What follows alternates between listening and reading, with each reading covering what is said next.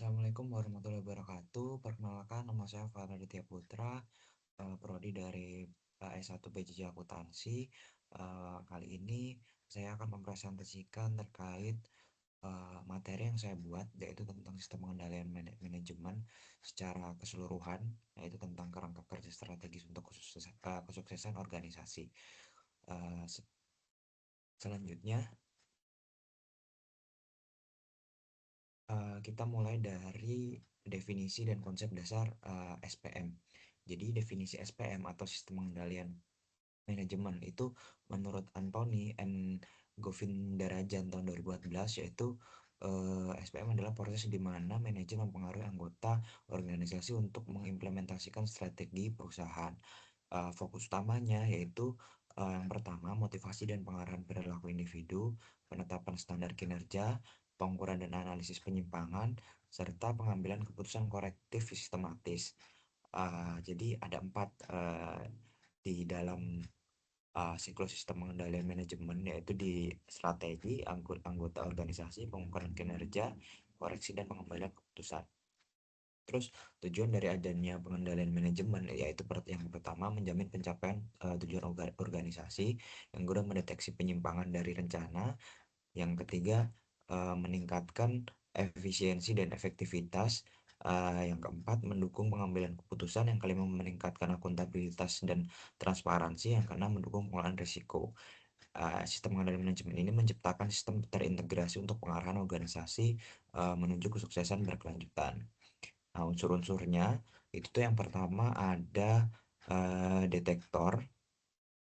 Ada detektor, di mana detektor ini nanti mengidentifikasi dan mencari informasi mengenai aktivitas organisasi. Selanjutnya ada selektor, yaitu menilai signifikansi informasi dengan membandingkan aktivitas terhadap standar.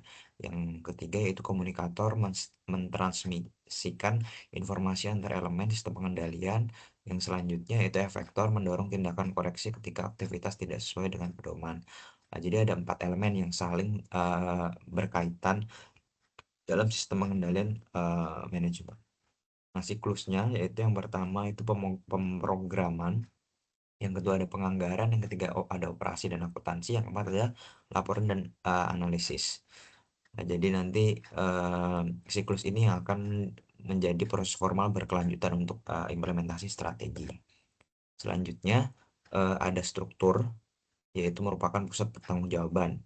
Jadi dalam organisasi itu perlu adanya pusat biaya, pusat pendapatan, pusat laba, pusat investasi.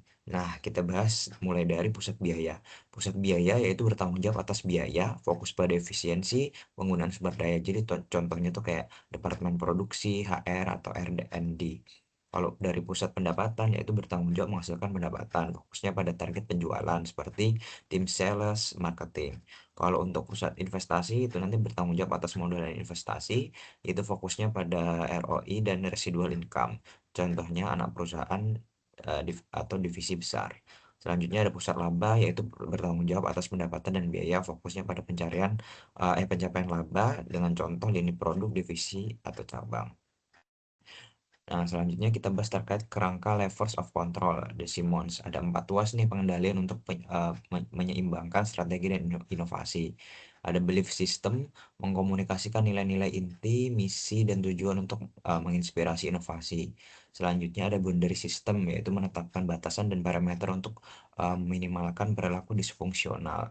Selanjutnya ada interactive control system, mendorong komunikasi dan dialog untuk mengidentifikasi ide-ide baru dan strategi. Dan yang terakhir ada diagnostik control system, yaitu mengawasi dan mengukur pencapaian kinerja dibandingkan standar yang ditetapkan. Selanjutnya ada tim pengendali menurut Merchant, di mana klasifikasinya itu berdasarkan fokusnya. Yang pertama dibagi yaitu result control, itu membahas terkait fokus pada hasil akhir aktivitas, menciptakan sistem meritokrasi, serta efektif jika hasil dapat diukur objektif. Yang kedua ada action control, yaitu fokusnya pada tindakan yang dilakukan, batasan perilaku dan tinjauan tindakan, serta akuntabilitas dan redundansi. Yang ketiga yaitu cultural control, yaitu kesadaran pribadi untuk berbuat terbaik, tradisi, nilai, dan norma organisasi serta keyakinan dan ideologi kolektif.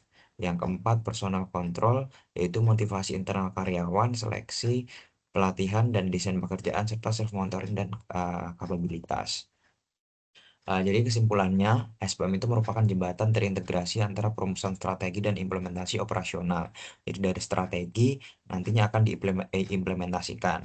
Manfaatnya dari adanya sistem pengendalian manajemen itu yaitu mengarahkan perilaku individu dan tim secara sistematis yang guna meningkatkan efisiensi dan efektivitas operasional. Yang ketiga, meminimalkan risiko dan memastikan akuntabilitas. Yang keempat, mendukung pengambilan keputusan strategis. Setelah yang terakhir yaitu mencapai visi dan misi jangka panjang organisasi. Dari adanya implementasi sistem pengendalian manajemen yang efektif ini, nanti akhirnya bisa dihasilkan dengan kesuksesan organisasi yang berkelanjutan. Mungkin sekian Bapak dari saya. Bila ada kurangnya mohon maaf. Wassalamualaikum warahmatullahi wabarakatuh.